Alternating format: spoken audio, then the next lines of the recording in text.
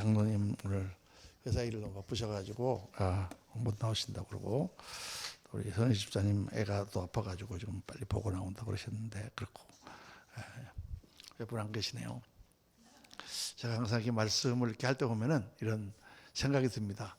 이 말씀을 어떤 때 이렇게 말씀을 딱 하다 보면은 이 사람은 꼭 이 말씀은 꼭 이 사람이 들어야 되겠다, 이렇게 딱 생각하고 이 말씀을 딱 이렇게 하면 딱 그 사람이 안 나와요.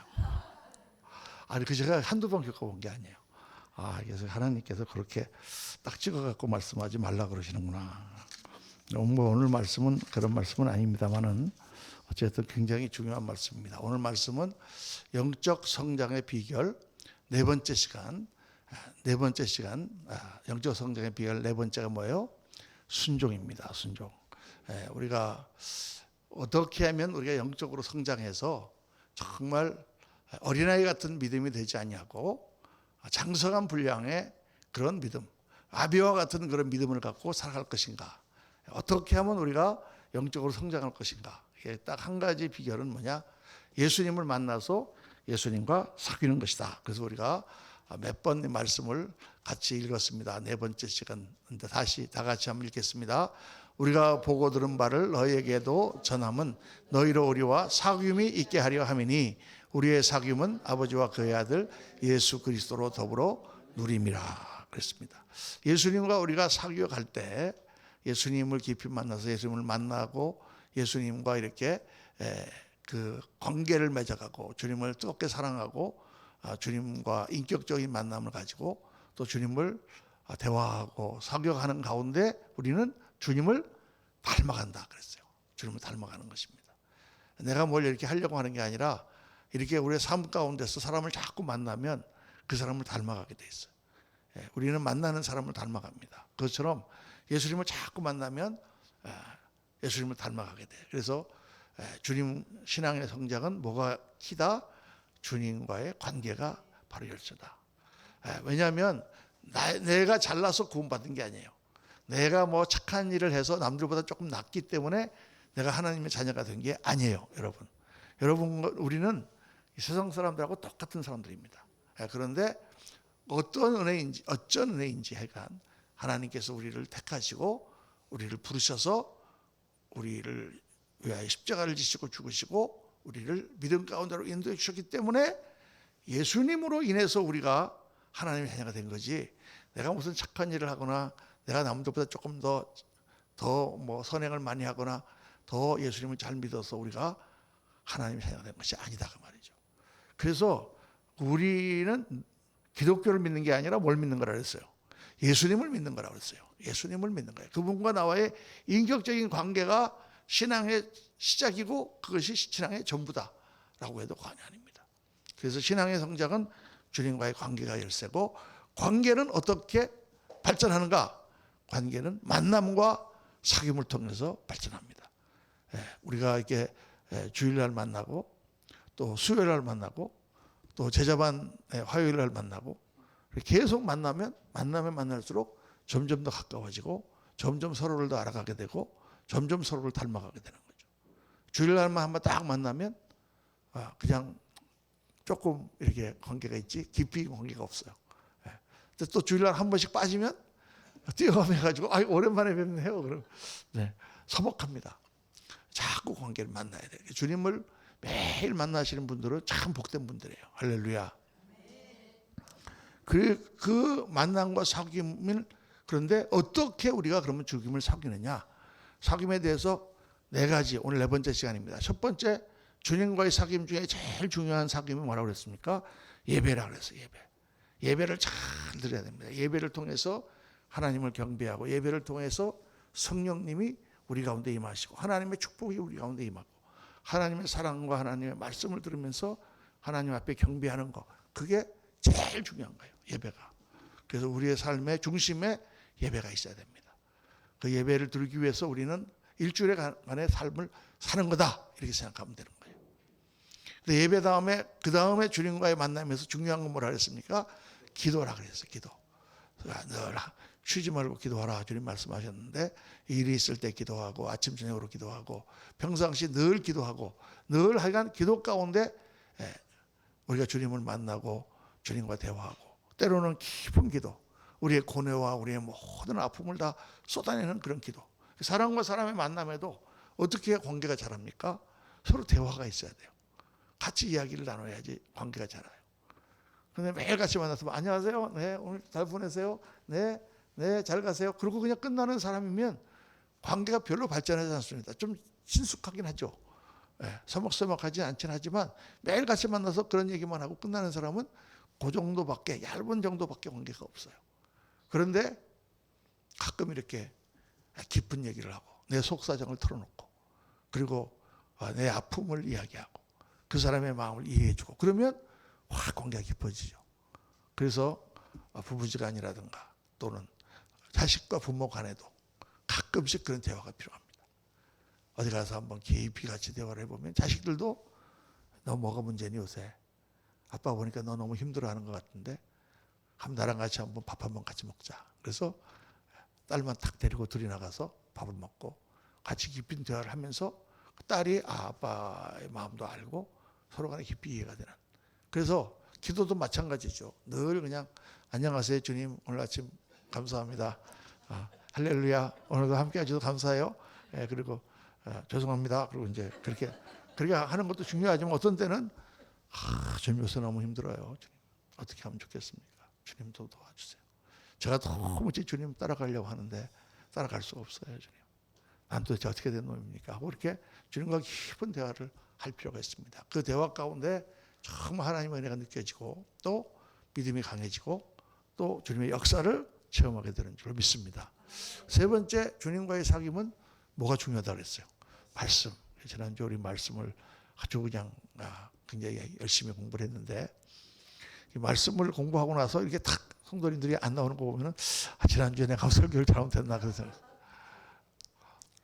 근데 하나님의 말씀은 정말 중요합니다. 너무 말씀 모르죠.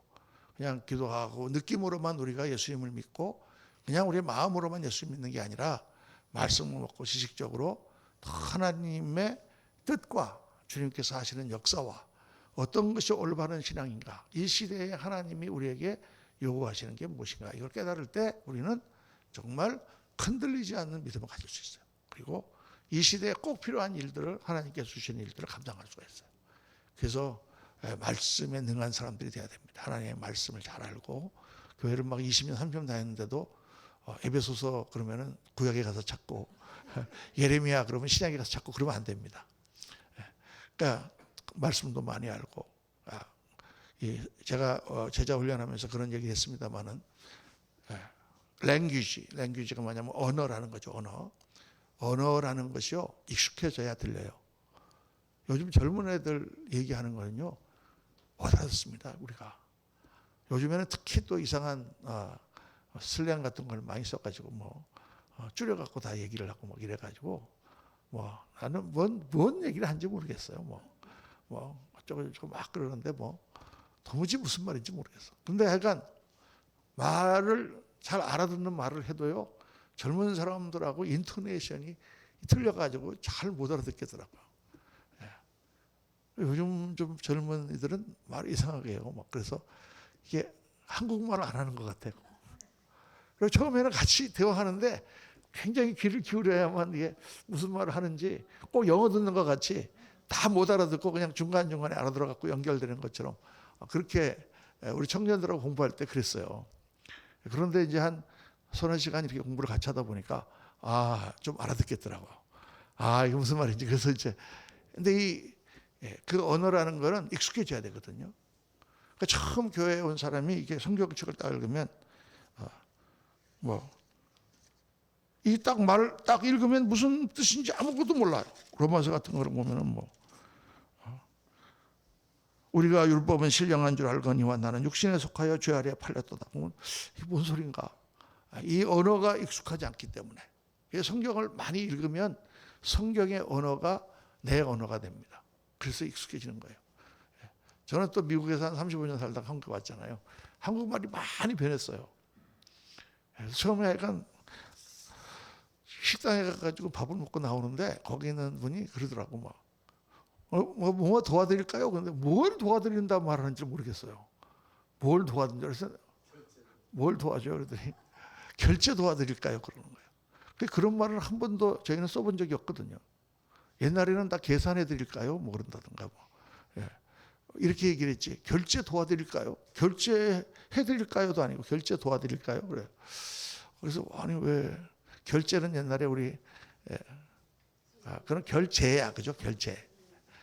부장님한테 가서 결제 맞는 건 제가 할 때 결제고 결제는 이제 신용카드라서 결제라고 말을 쓴다고 그러더라고요.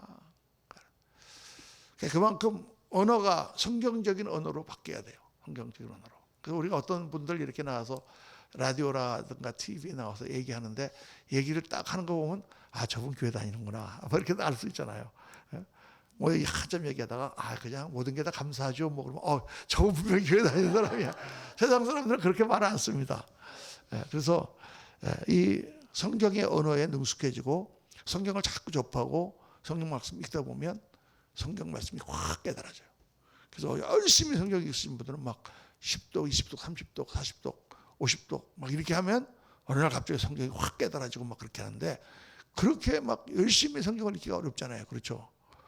그러니까 일독도 못 하는데 그렇게 읽어갖고는 성경을 우리가 알 수가 없어요. 그래서 우리가 이제 목사님하고 성경 공부를 같이 하는 거죠. 그러면은 이제 전체적인 내용도 한번 파악하고 이렇게 문단을 나눠서도 공부를 하고 중요한 포인트를 공부하고 전체의 줄거리를 묵상하면 대충 이렇게 이제 말씀이 이렇구나, 중요한 교리는 이렇구나 하고 다 이제 알게 되는 거죠. 그래서 이 수요일 날 우리 성경 강의가 정말 중요합니다, 여러분. 제가 지금까지 수요 성경 강의 이렇게 한 거를 봤더니 이런 파일로 한 번에 이렇게 한 장씩 하잖아요. 이게 3권이에요, 3권. 벌써 제가 목회한 지 6년이 지났잖아요. 만 6년이. 6년. 6년이면은 한 번에 이게 50장씩, 52장씩 말씀을 하면은 300페이지를. 중요한 주제만 해가지고. 그러니까 얼마나 이 양이 많습니까? 또 다 옛날 거 다 잊어버리셨으니까 또 새로 이제 이렇게 하고 이렇게 하는데요. 그래서 말씀이 중요한. 근데 제일 중요한 사귐이 오늘 우리가 묵상하는 사귐인데 그건 뭐냐? 순종입니다. 순종을 통한 사귐. 그 친구들 가운데서도 내 말대로 해주고 내가 하는 말을 따라주는 사람은 친해지는데 그냥 내가 하는 말을 다 거스르고 막 딴짓하고 계속해서 그러는 사람은 싫어지잖아요. 그렇죠? 애들도 말을 잘 듣고 그러는 아이들은 자꾸 이쁘고 그런데 계속 말 안 듣고 그러는 아이들은 부모 자식지간에도 멀어지잖아요. 우리 학교에서 선생님들이 학생 가르칠 때 선생님 야 누구야 그러면 네 그러고 와서 내가 좀 해줄래 그러면 네 그러면 얼마나 이뻐요. 걔는 점수도 막 주고 싶지 그냥. 그런데 막 하라 그러면 안 하고 공부하라 그러면 나가 놀고 그냥 청개구리 같은 애들은 정말 저 애 좀 없으면 얼마나 좋을까. 근데 정말 주님은 순종하지 않으면 우리는 사실은 주님과 관계가 없는 거예요. 어떻게 보면은 하나님은 말씀이시잖아요. 예수님 말씀. 하나님이 말씀하심에 그대로 됐어요. 빛이 있으라 하심에 빛이 없을래요 나. 나 있기 싫은데 왜 빛이 그랬어요? 공창이 나뉘라 하고 나뉘는 거예요. 이 세상의 모든 만물은 하나님이 말씀하시면 다 순종하는 거예요. 그런데 하나님 말씀하시는데 순종하지 않는 존재가 딱 하나 있어요. 그게 누구냐? 인간이에요. 모든 만물은 하나님이 말씀하시는 대로 다 순종해요. 그건 물건이니까. 그런데 인간만큼은 하나님이 말씀하시는데 순종할 수도 있고 불순종할 수도 있는 능력을 주셨어요. 그래서 우리가 잘 알다시피 첫사람 아담이 에덴 동산에서 하나님께 순종할 때 하나님 나라가 이루어지고 하나님께서 그를 통하여 아름다운 나라를 가꾸기를 원하셨는데 아담이 불순종하니까 순식간에 모든 게 다 무너져. 그래서 순종은 너무 중요한 거예요. 그래서 오늘 말씀 보면은 로마서 19장 5장 19절에 보면은 다 같이 한번 읽겠습니다. 한 사람이 순종하지 아니함으로 많은 사람이 죄인 된 것 같이 한 사람이 순종하심으로 많은 사람이 의인이 되리라. 한 사람이 순종하지 아니함으로. 이 한 사람이 누구예요? 아담이에요. 아담 한 사람이 순종하지 않으므로 모든 사람이 다 죄인이 됐어요. 아담에게 다 속해 있기 때문에. 우리는 아담족이야. 우리는 아담의 그 씨에서, 우리는 아담으로부터 난 사람들이야 다. 그래서 우리는 다 아담의 죄성을 따라 인간이 전부 다 그렇게 됐다는 거예요. 성경은 그렇게 말씀합니다. 그게 무슨 뭐 죄가 그러면 유전적으로 유전되느냐? 유전적으로 유전되는 부분도 어떤 부분 좀 그렇긴 해요.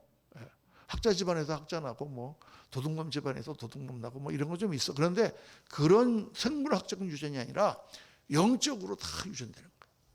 아담의 자손은 다 영적으로 유전돼. 그 아담이 우리의 대표이기 때문에.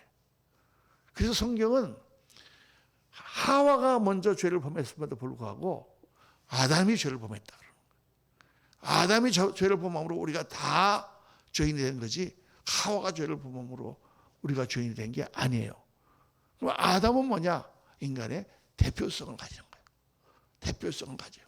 그래서 아담의 후손은 다 죄인이에요. 성경을 자세히 보면 성경이 이상하게 됐어요. 예수 그리스도를 말씀하실 때 아브라함과 다윗의 자손 예수 그리스도의 세계라 그래놓고 아브라함이 이삭을 낳고 이삭이 야곱을 낳고 야곱이 유다와 그의 자손을 낳고 이렇게 돼 있잖아요.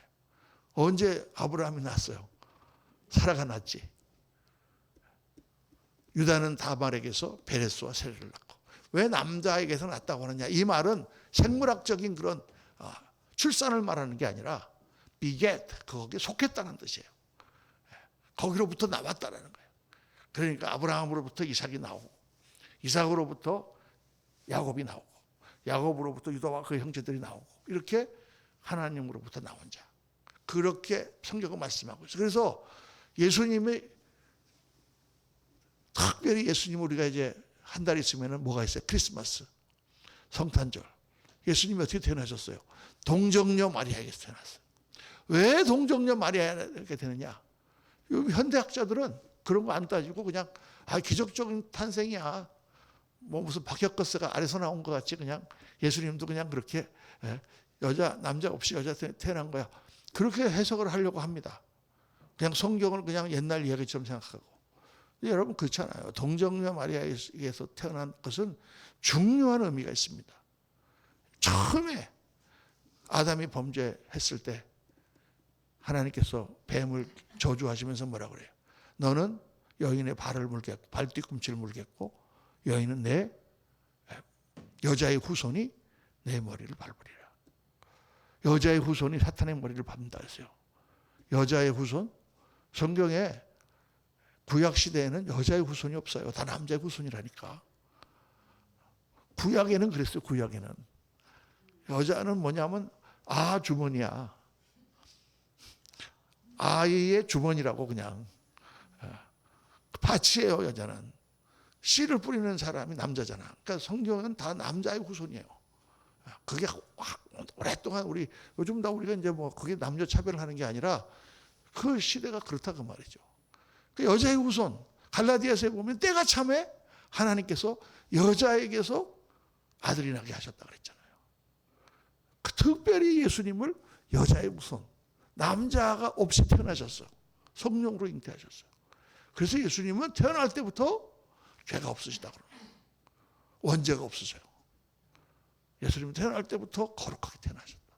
동정녀 탄생에 특별한 뜻이 있는 거예요. 물론 뭐 기적적인 탄생, 초자연적인 탄생 뭐 그 정도로만 생각할 수 있지만은 왜 성경은 여자의 후손이라는 것을 강조하고 있는가? 예수 그리스도가 바로 그분이다 그 말이에요.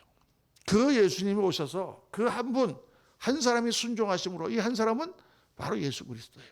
하나님이 육신을 입고 이 땅에 오셨다 그랬어요.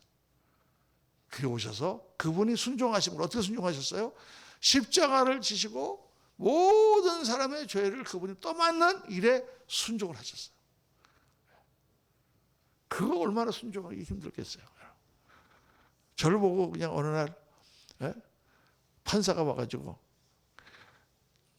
그레이스 교회에 있는 교인들의 빚을 다 네가 갚아라 그러면 제가 왜 갚습니까? 제가 목사인데 네가 목사니까 빚을 다 갚아.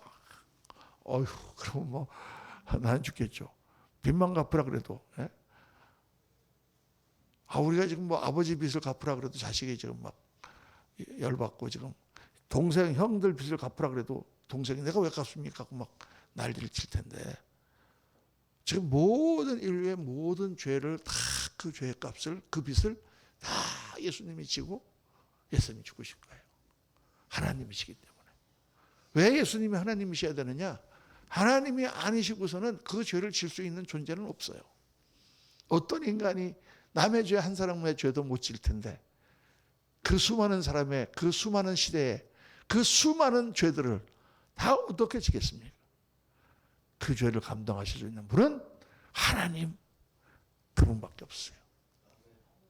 하나님은 스스로 인간의 죄를 다 지시고 인간을 하나님의 자녀로 부속하시는 거죠.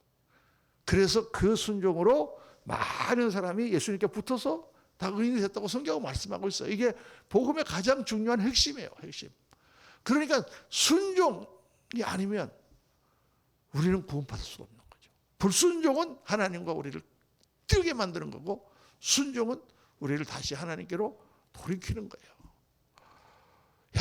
그러니까 우리는 순종을 잘 못하잖아요. 그렇죠? 하다가도 뭐 그냥 못하겠어 그런다든가, 이딴 걸 시켜 그러고 안 한다든가 하고 못하니까 그냥 순종이라는 게 그냥 생활 속에서 그냥 선을 행하는 것과 악을 행하는 정도로 생각하지만은, 순종이라는 건 사실 생명이 달려있는 문제죠. 하나님과 나와의 관계가 달려있는 문제란 말이에요. 그 성경은 순종이 제사보다 낫다라고 말씀하시는 게 바로 그래서 그렇습니다. 자, 예수 그리스도의 십자가는 바로 순종의 사역이었고, 아담의 불순종을 뒤엎는 그리스도의 순종으로 말미암아 우리가 하나님의 자녀가 될 수 있었어요. 우리가 하늘나라에 가면 어떻게 합니까? 하나님께 오직 순종하는 것뿐이 없어요. 그분께 순종하는 건 우리의 복이고, 그분께 순종하는 것은 정말 하나님 나라를 이루는 기초가 되는 거예요. 하나님께 불순종하면 그 아담의 천처를 밟는 거잖아요. 그러니까 예수 그리스도의 은혜를 힘입고 우리가 그리스도의 뒤를 따라간 사람들은 다 하나님 앞에 순종할 수밖에 없어요. 그럼 어떤 사람들은 하나님 앞에 순종하는 걸 되게 기분 나쁘게 생각해. 내가 자유로 해야지 왜 하나님 말씀대로만 꼭 살아야 되나? 요게 누가 한 말이에요? 요게 마귀가 한 말이에요. 사탄이 아담에게, 야, 너 하나님이 여기 동산에 묻은 실과를 따먹지 말라고 하더냐? 이렇게 물으니까, 동산 중앙에 있는 나무 실과는 먹지도 말고 만지지도 말라고 하느니라. 그러니까 딱 사탄이 뭐라 그래? 하나님이 네가 그걸 먹으면 선과 악을 구별할 수 있게 돼서 하나님과 같은 존재가 될까 봐 하나님이 그러신 거야. 너 하나님이 하는 말이 옳다고 생각하냐? 너 스스로 선과 악을 네가 판단해봐. 네가 생각해서 옳은 거를 하는 거가 그게 네가 정말 자유인이야. 요즘 세상 사람들이 그렇습니다. 하나님의 말씀대로 사는 것은 아주 지겹고 고리타분한 것이라고 생각하고, 마음대로 지들이 나가가지고 빨가벗고 돌아다니고 아무놈하고 붙고 막 그렇게 그냥 살면서 그렇게 사는 것이 하나님으로부터 자유한 인간이라고 생각하는 거예요. 프리디 니체라고 하는 독일의 철학자가 그렇게 주장했어요. 인간은 초월자 같이 돼서 이제는 신은 필요 없다. 신은 죽었다. 우리는 인간은 자유하게 우리가 초음적인 그걸 생각하면서 우리가 그렇게 살 수 있다. 그 니체가 죽은 지 지금 100년이 됐는데 어떻게 그렇게 살고 있어요, 인간이? 점점 더 더러워지고 점점 더 타락하고 점점 더 죽이고. 그게 아니죠. 절대 그렇게 될 수가 없는 거죠. 그러니까 하나님 앞에 순종하면 어떻게 됩니까? 고리타분하고 그렇습니까? 하나님 안에는 모든 좋은 것들이 다 들어있어요. 거기에는 하나님 주시는 정말 좋은 희락이 있어요. 우리는 여기서 술 한잔 마시고 이러면 기분 좋고 그게 기분 좋은 것 같지. 하나님 안에서 주님이 주시는 그 희락은 세상과는 비교할 수 없는 희락이에요. 그러니까 하나님 나라는 하나님 말씀에 순종하는 모든 만물과 더불어 인간이 자기의 의로, 자기의 의지로 하나님께 순종하는 나라예요. 그런 나라예요. 그러니까 이 땅에서 불순종을 해가지고 어떻게 우리가 주님과 가까워질 수 있겠습니까? 그래서 이게 하여간 오늘 내용이 굉장히 많습니다. 우리가 죄의 본질은 뭐예요? 불순종입니다. 하나님의 말씀을 어기는 것이 바로 죄예요. 그게 죄고, 불순종은 모든 관계를 파괴합니다. 아담이 불순종했을 때 아담하고 하나님과의 관계가 파괴됐습니까? 아니에요. 아담과의 하나님 관계가 끊어졌고, 아담과 하와의 관계가 파괴되었고, 땅은 가시와 엉겅퀴를 내고 수고하고 땀을 흘려야 소산을 먹은 자연과의 모든 관계도 다 파괴됐어요. 로마서에 보면 하나님의 아들이 나타난 것은 모든 만물이 다 고대하는 바라 그랬어요. 인간이 하나님 앞에 회복돼서 하나님 나라가 새하늘과 새 땅 가운데 회복될 때 모든 만물들도 그 목적을 따라서 다 회복된다 그랬어요. 이 우주가 지진이 나고 막 사고가 나고 모든 구렁텅이에 빠진 원인이 뭐냐? 하나님과 인간의 관계가 깨졌기 때문이다. 그 하나님과 인간의 관계가 깨진 것은 모든 관계의 파괴를 불러일으켰다. 지금도 하나님의 말씀에 불순종하는 사람이 있어요. 모든 관계가 깨집니다. 모든 관계가 깨져요. 참 그게 이상해요, 여러분. 옛날에 교회 다닐 때 어떤 분이 계셨어. 그분이 참 열심히 예수님 믿고 그러다가 어느 날 하나님 앞에 불순종하는 마음이 들기 시작했어. 하나님 앞에 불순종하니까 어떻게 될까요? 돈에 욕심이 생기고 그러다 보니까 형제들끼리 막 싸우게 됐어. 막 싸우다가 막 의자를 집어던지고 유리창 깨지니까 경찰이 왔어. 수갑차고 막 끌려갔다가 도로 풀려나긴 했는데 원수가 됐어. 그렇게 죄를 짓고 나니까 교회 오고 싶겠어요? 교회 오면 막 은혜가 차고 넘치고 막 할렐루야 될까? 목사님이 사랑스럽겠어요? 꼭 설교하면 자기 보고 하는 것 같고, 목사님과의 관계도 깨져요. 성도들과의 관계도 깨져요. 모든 관계가 다 깨져요.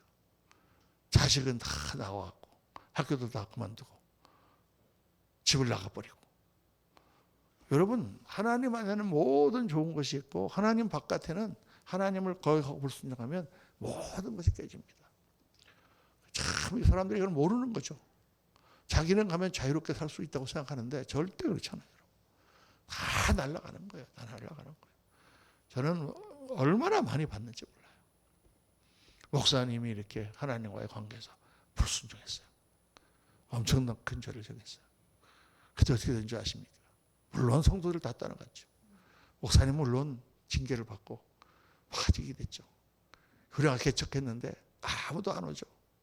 저한테 전화 걸어가지고 전도사 하나 보내달라. 거기 가려고 하는 전도사가 없어요. 그걸로 끝나는 게 아니에요. 자식들이 다 망했어요.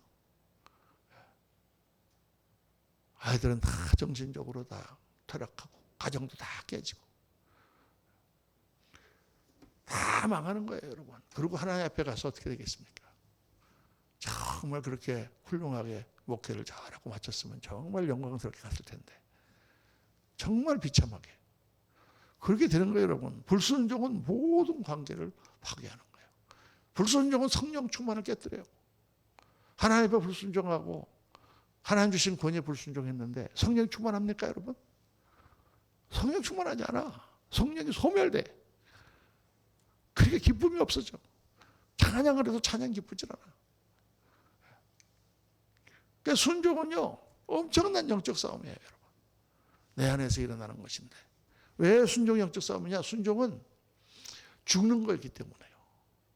한번 따라합시다. 순종은 죽는 거다. 자기가 죽기 싫잖아. 예수님이 뭐라고 그러셨어요? 예수께서 제자들에게 이르시되 누구든지 나를 따라오려거든 자기를 부인하고 자기 십자가를 지고 나를 따를 것이니라. 나를 부인한다는 건 내가 없어지는 거예요. 예수님의 말씀에 순종하려면, 예수님을 따르려면 어떻게 되느냐? 내가 죽어야 돼.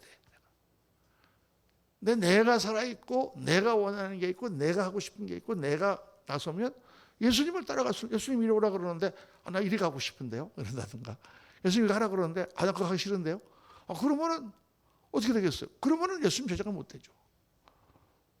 그러니까 예수님을 따라가는 사람은 반드시 나를 부인해야 돼. 이렇게 하라고 그러시는데 하기 싫은데 나는 죽었지. 예수님이 하라는 대로 하겠습니다 하고 가는 사람이 순종하는 사람이에요. 근데 우리가 순종하는 종이 돼야 돼요. 여러분.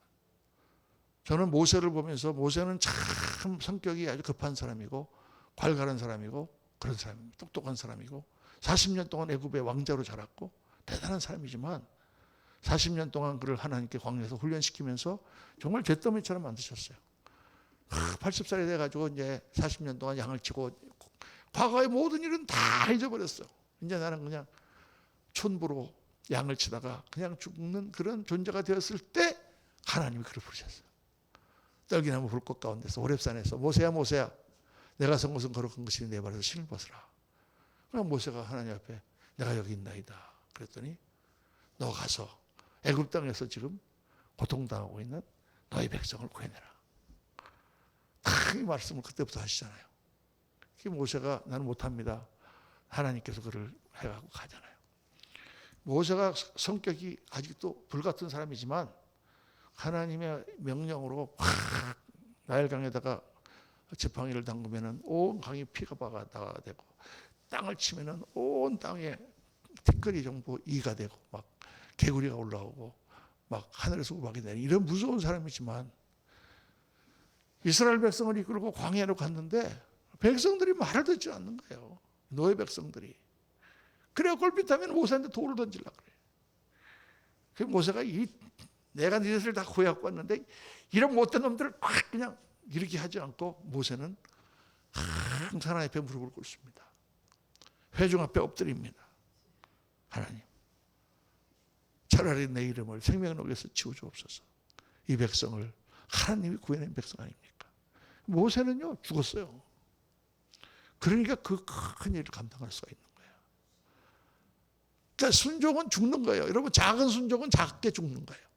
큰 순종은 크게 죽는 거예요. 그러니까 내가 죽는 게 없이 순종이 되질 않아요. 그래서 어떻게 순종을 해야 되느냐? 순종의 삶을 살려면 세 가지 여러분 꼭 기억하십시오. 요즘에 새벽기도 나오는데 하나님이 말씀을 딱 주셨어요. 첫째, 순종의 삶을 살려면 어떻게 해야 되느냐? 어떻게 해야 되느냐? 어떻게 해야 되느냐? 어떻게 해야 되느냐? 정체성을 분명히 하라는 거예요. 정체성을 분명히 하라. 정체성 분명히 하라는 건 네가 누구냐를 분명히 하라는 거예요. 네가 누구냐? 네가 아군이냐 적군이냐? 그게 분명해져야 된다는 거예요. 그래서 내가 예수님을 믿고 이제는 내가 죄의 종이 아니고 내가 의의 종이다. 내가 옛사람의 종이 아니고 예수 그리스도에서 태어난 새 사람의 종이다. 이거를 먼저 분명히 하라는 거예요. 나는 의의 종이다. 항상 그걸. 그래서 성경에 보니까 로마서 7장에 보니까 너의 몸을 죄의 종에게 무기로 주지 마라. 내 몸을 죄의 세력에 무기로 갖다 자꾸 대줘. 야 같이 한번 놀을까? 대주고. 나쁜 짓 할까? 대주고. 그렇게 대주지 마라. 너의 몸을 의의 종이 되어서 하나님께 무기로 드려야지. 그러니까 내가 가지고 있는 내 삶의 이런 모든 것이 악의 세력과 의의 세력이 있으면 그 세력 가운데서 누구 한편으로 들어가갖고 거기에 무기를 대주는 거나 마찬가지예요. 그 새벽에 제가 설교하다가 그 얘기를 했거든요. 김신조 모르시죠? 우리 젊으신 분들은 알아요? 선희 집사님 알아요? 네. 내가 고등학교 다닐 때 이북에서 특수부대가 넘어왔어. 1, 2, 4 군대라고. 그래갖고 철조망을 뚫고 휴전선을 거쳐고 한국 군복을 입고 거기서 막 구보하면서 아무도 검문하는 사람이 없어. 총 들고 확 어뚤 하면서 가니까 저거 뭐 우리 군인들이 훈련하나 보다. 그래갖고 저기 파주 쪽으로 넘어가가지고 그냥 순식간에 서울까지 들어와가지고 북악산으로 들어왔잖아요. 북악산에서 거기 순경들하고 거기 경비하는 사람들하고 거기서 발각이 돼갖고 총격전이 벌어지기 시작해서 21명이 들어왔는데 다 죽었어요. 수류탄 터뜨리고 다 죽고. 그리고 한 명이 생포가 됐어. 그 사람 이름이 바로 김신조예요. 딱 잡아갖고 기자들이 딱 물어갖고 왜 북에서 내려오셨습니까? 그러니까 그 대통령 모가지 따라왔수다. 아주 다르게 유명한 말이에요. 유명한 말. 대통령 모가지 따라왔수다. 그 사람을 잡았어요. 그럼 이제 그다음에 어떻게 했는지 모르지. 근데 하여간 얼마 뒤에 이 사람이 전향을 했어요. 자기가 한국 와 보니까 너무 이 나라가 다르고 자기가 특수부대에서 훈련 받은 거를 보니까 야, 여기는 정말 우리가 속았다. 그리고 김신조가 그때부터 딱 전향을 해가지고 다 무죄로 다 전부 해결해주고 이 사람을 한 3년 동안 군내 고문, 군부대의 요직을 맡겨가지고 전방마다 다 다니면서 이 사람이 저쪽에는요 벙커가 몇 개 있고 저기는 뭐 포부대가 있고 저기 1, 2, 4 군부대 어디 있고 다 가르쳐준 거야. 북한의 정보를 그 사람보다 더 잘 아는 사람이 없어. 그렇게 하고 이제 그게 풀려난 다음에 이분이 예수님을 믿게 되고 전도사가 되고 지금 목사가 됐죠. 살아있는지 죽었는지 내가 모르겠어. 근데 제가 그걸 생각하면서 딱 이건 내가 속았구나. 내가 잘못됐구나. 나는 이제 더 이상 북한의 특수부대가 딱 내려놓고 내가 당신 돕겠습니다. 자기 자신을 무기로 남한 쪽에다가 제공을 하고 자기가 알고 있는 모든 지식과 모든 정보를 다 주는 이렇게 딱 전향을 하는 거잖아요. 그렇죠? 그러니까 우리 예수 믿는 사람들이 하는 게 영적 싸움판에서 마치 그렇게 전향하는 것 같다. 그걸 로마서 7장이 쭉 말씀을 하고 있더라니까요. 제가 보니까. 그래서 말씀에 이와 같이 너희도 너희 자신을 죄에 대해서는 죽은 자요 그리스도 예수 안에서 하나님께 대해서는 살아있는 자로 여길지어다. 그렇게 생각하라. 나는 죄하고는 끊었어. 나는 이제 더 이상은 아니야. 나는 그거하고는 관계없어. 그리고 어쩌다가 내가 또 옛날 습관 때문에 죄를 저지르면 빨리 회개하고 주님 내가 지금 이쪽 편으로 왔는데 잠깐 저쪽 사투리를 썼군요. 죄송합니다. 그리고 이쪽으로. 그렇게 자기 자신의 아이덴티티, 나 자신이 누구냐 하는 정체성을 확실히 해라. 성경에서. 그래서 성경에서는 이 정체성에 대한 말씀이 많이 나옵니다. 그런즉 이제는 너희는 더 이상 너희는 이런 사람이 아니고 너희는 하나님의 자녀다. 이전 것은 지나갔으니 보라 새 것이 되었도다. 너희는 새로운 피조물이라. 너희 안에는 질그릇 안에 보배를 가졌다. 너희는 하나님의 사랑하는 너희는 내 것이라. 막 계속해서 하나님은 우리한테 그 말씀하시잖아요. 정말 우리가 그런 존재라는 사실을 내가 확실하게 깨닫고 나는 이쪽 편으로 왔습니다. 이걸 분명하게 해야 돼요, 여러분. 그렇지 않으면 우리가 계속 정체성이 혼동되는 그런 사람처럼 행동하게 됩니다. 이게 되게 중요한 거거든요. 이거 길게 오늘 말씀할 시간이 없어가지고 빨리빨리 지나가는데 다음에 또 시간이 있으면. 둘째, 자기를 부인해야 됩니다. 나는 우리 갈라디아서 2장 10절 다 같이 시작. 내가 그리스도와 함께 십자가에 못 박혔나니 그런즉 이제는 내가 사는 것이 아니요 오직 내 안에 그리스도께서 사시는 것이라. 내가 죽어야 돼. 내가 죽어야 돼. 참 잘 안 죽죠. 안 죽지만 기도해보고 하나님이 네가 죽어라 그러면 죽어야 돼요. 죽어야 순종이 돼요. 자기가 살아있는 사람은 순종이 되지 않아요. 자기가 살아있는 사람은 쓸 수가 없어요. 시키는 대로 하지 않기 때문에. 그 옛날에 프란체스카, 유명한 그 프란체스카라고 하는 그 성자 있잖아요. 수사.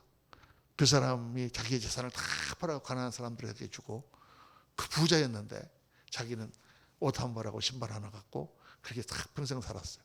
수도원을 하는데 어떤 사람 둘이 와서 제가 프란체스카 신부님의 제자가 되기를 원합니다. 그러냐고. 알았다.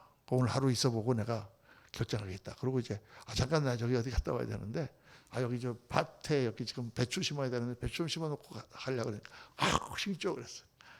심으라고. 근데 배추를 이파리 쪽을 다 이렇게 땅에다 묻고 뿌리를 위로 해갖고 심으라고. 그러고 갔어요. 그러니까 아니 배추를 갖다 심는데 이렇게 뿌리를 바닥으로 심어야지 왜 이파리를 심어? 그러면 여러분 이파리를 땅에 묻고 뿌리를 내놓으면 배추가 살겠습니까? 그 이제 갔다 와 보니까 한 친구는 다 똑바로 심어놨어. 뿌리를 다 밑으로 하고 똑똑한 친구예요. 한 친구는 하라고 한 대로 그냥 이파리를 다 거꾸로 묶고 다 거꾸로 묻어놨어. 바보같이. 그 프란체스카가 이파리를 거꾸로 묻은 너만 제자가 되고 당신 집에 가죠. 왜? 너무 똑똑해.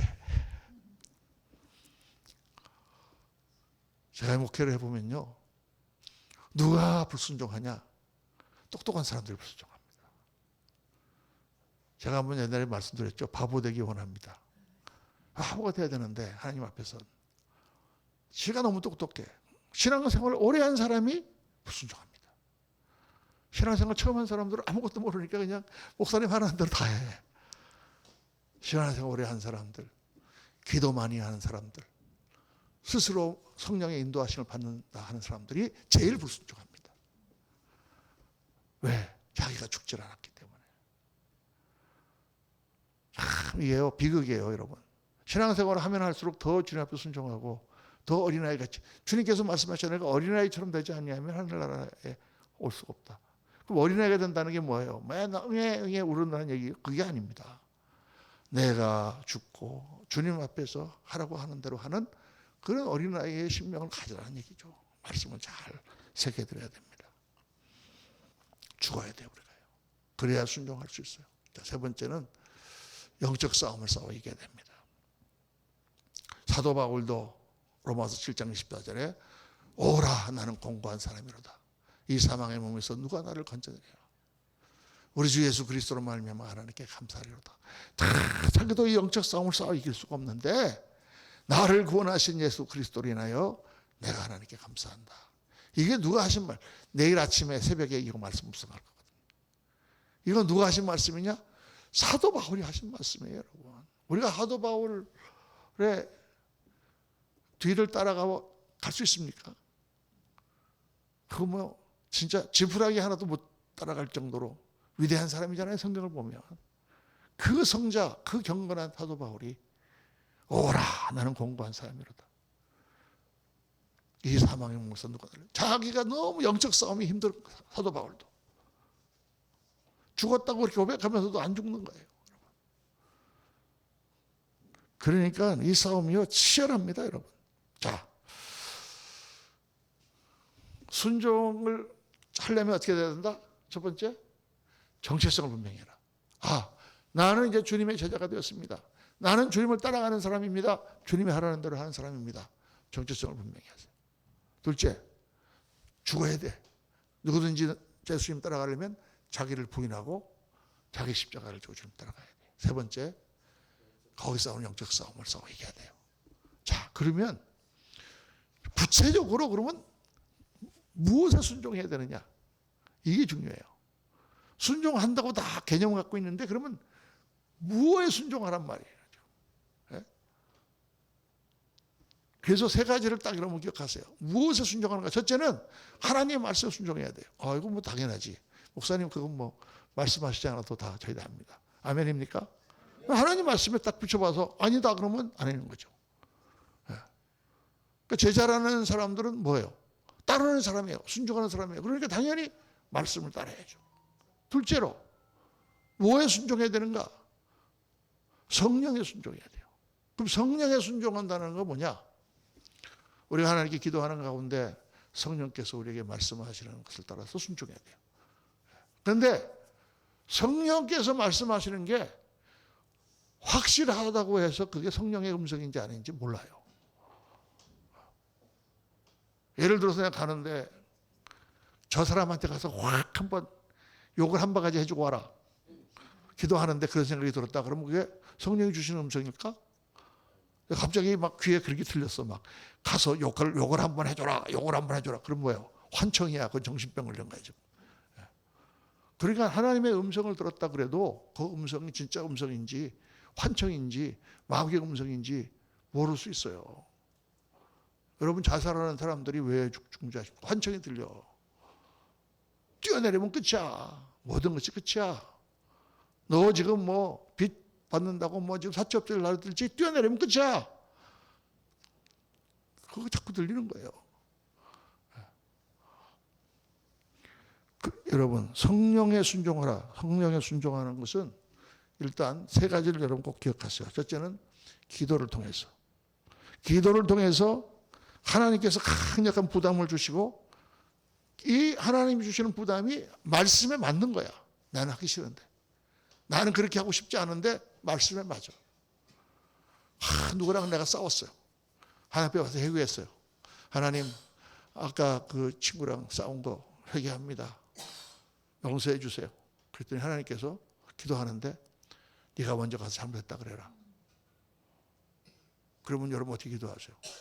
네, 알겠습니다. 가서 내가 잘못했네. 그렇게 합니까? 아니 하나님 내가 뭐 잘못한 게 있어요. 걔가 잘못했지. 나 잘못한 거 없어요. 기도하면서 막 하자는데 하나님 그래도 임마 네가 가서 회개. 잘못했다 그래. 아니 내가 잘못한 게 없는데 어떻게. 그래서 네가 해. 다 성경에 보니까 원수를 사랑하라. 오른밤을 맞으면 왼밤을 내줘라.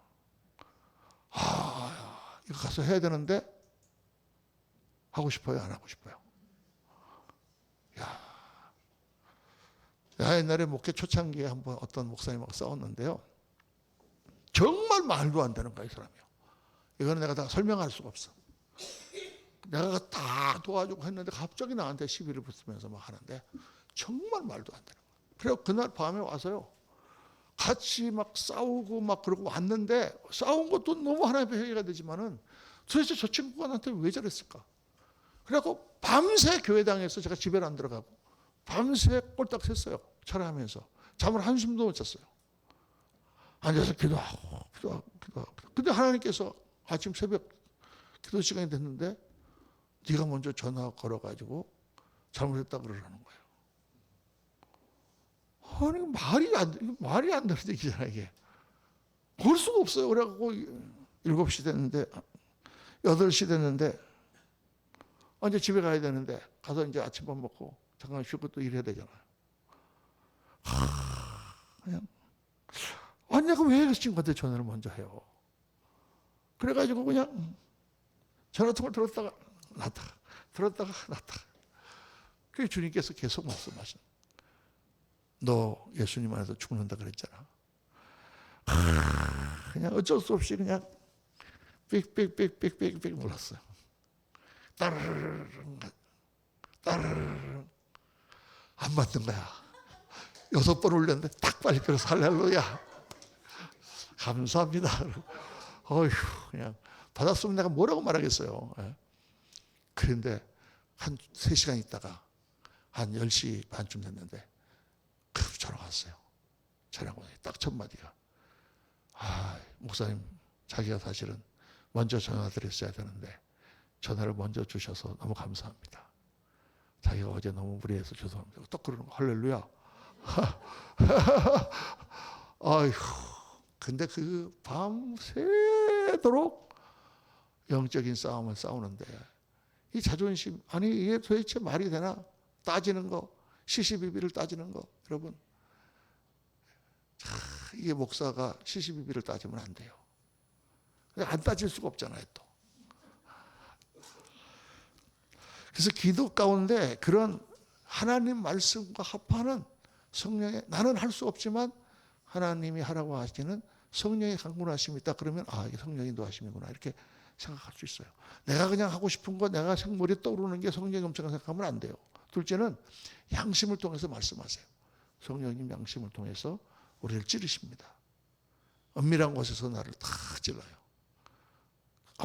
그 센스가 딱 들어오면 하나님 앞에 회개하고 깊이 기도하는 가운데 그 내면의 소리를 들어야 돼요. 셋째는 사람을 통해서 말씀하세요. 하나님께서 저 사람하고 대화하는데 이런 말을 나한테 딱 해주는 거예요. 와서 가만히 생각하고 기도해 보면 그 말씀이 성령님 말씀이에요. 그걸 분별할 줄 알아야 돼요. 왜 다 모든 사람이 하는 말이 성령의 말씀이라는 얘기가 아니고 어떤 경우에 어떤 말씀이 딱 내 마음을 딱 찔립니다. 하나님이 나보고 이렇게 하라고 하시는구나. 이렇게 깨달을 수 있죠. 자, 성령까지는 그렇다 쳐요. 세 번째 여러분이 뭐에 순종해야 되느냐? 권위에 순종해야 돼요. 권위. 위임 권위. 하나님께서 이 세상을 다스리고 교회를 세우시고 하나님 나라를 이루시기 위해서 권위를 부어줬어요. 그래서 우리가 예수 믿는 사람은 이 위임 권위에 순종해야 돼요. 여러분 쉽지 않습니다. 성경에 그 말씀을 많이 하고 계세요. 악한 왕에게 순종하라. 아니 악한 왕에게 우리가 가서 뛰어엎어야지 어떻게 순종합니까? 악한 왕에게 순종하라. 너희들이여 악한 상전이라도 순종해라. 네가 죄를 져갖고 매 맞으면 당연한 거고 네가 착한 일을 했는데도 매 맞으면 그래도 순종해라. 아니 말도 안 되잖아요. 근데 여러분 성경에 그런 말씀이 얼마나 많이 나오는지 아십니까? 신약 성경에 하나님의 권위를 생각하라는 거예요. 질서를 말씀하는 거예요. 하나님께서는요. 그래서 이 성경에서 제일 순종하기 힘든 세 가지를 계속 신약 성경에 말씀하고 있어요. 백성들이요 악한 왕 로마 황제가 지금 크리스찬들을 막 잡아 죽이고 있는데 권세에 순종하라. 황제에게 순종하라. 둘째는 너희들이여 상전에게 순종하라. 세 번째 어려운 순종이 아내들이여 남편에게 순종하라. 이게 뭐냐? 첫째, 사회적 권위에 순종해야 된다는 거예요. 그러니까 여러분 우리가 민주주의 시대에 살지만은 민주주의 시대라도 하나님이 세우신 권위에 대해서 우리가 존중해야 돼요. 누가 대통령이 됐든지 누가 국무총리를 하든지 누가 경찰서장을 하든지 누가 어떻게 하든지 예수 믿는 사람들은 사회적인 법과 질서를 잘 따르고 그거에 순종해야 돼요. 그게 바른 거예요. 지난번에 뭐 코로나니까 모이지 마라. 말도 안 된다. 내가 막 그렇게 했지만 그래도 우리가 순종해야 돼요. 그게 성경이 하시는 말씀이에요. 그래서 하늘 가치에 비하면 이 정부라든가 악한 권세는 아무것도 아니에요. 그러니까 우리는 그까짓 거 다 순종할 수 있는 거예요. 둘째는 공동체적인 권위에 순종해야 돼요.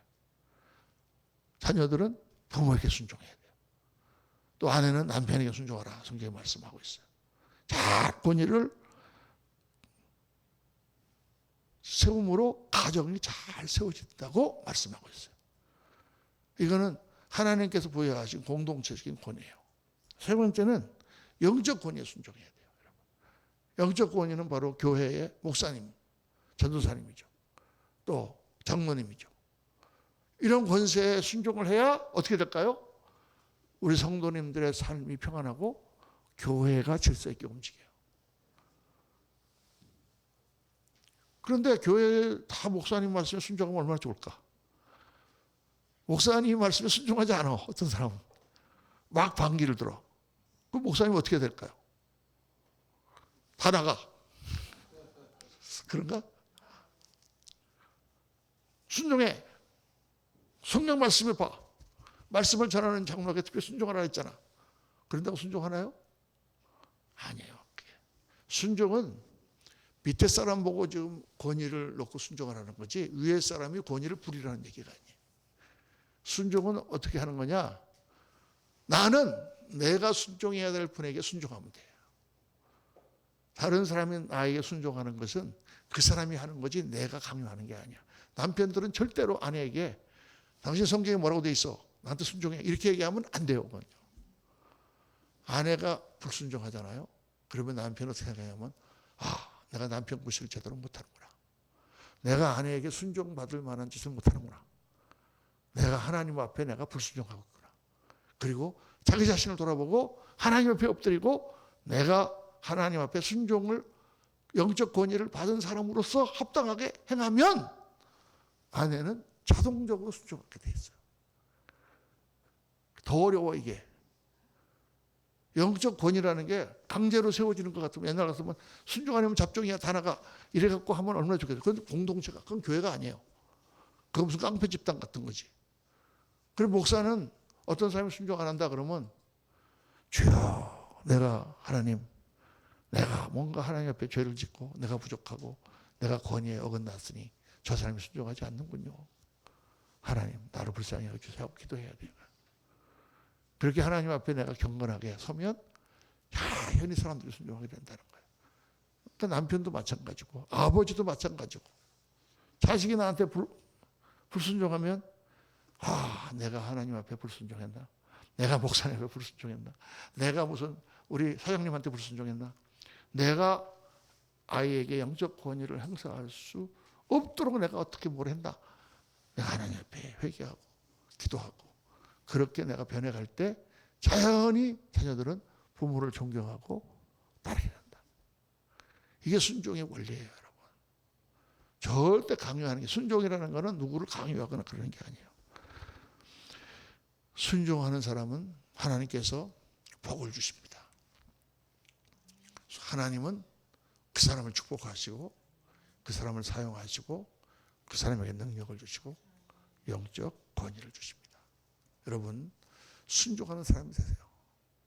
저를 위해서 하는 말 절대 아니고 여러분 자신을 위해서 하나님 말씀하신 질서를 따라서 하나님 순종하겠습니다. 하나님 말씀에 순종하겠습니다. 성령의 인도하심에 순종하겠습니다. 오늘 내 마음에 이르는 말을 따라 순종하겠습니다. 하나님 부여하신 영적 권위에 내가 나는 죽고 내 안에 주님을 따르는 의의 종이 되어 순종하겠습니다. 그렇게 가시면 하나님은 여러분을 크게 쓰시고 엄청난 복과 또 능력을 부으실 줄로 믿습니다. 기도합시다. 오늘 같이 한번 합심해서 기도하고 예배를 마치겠습니다.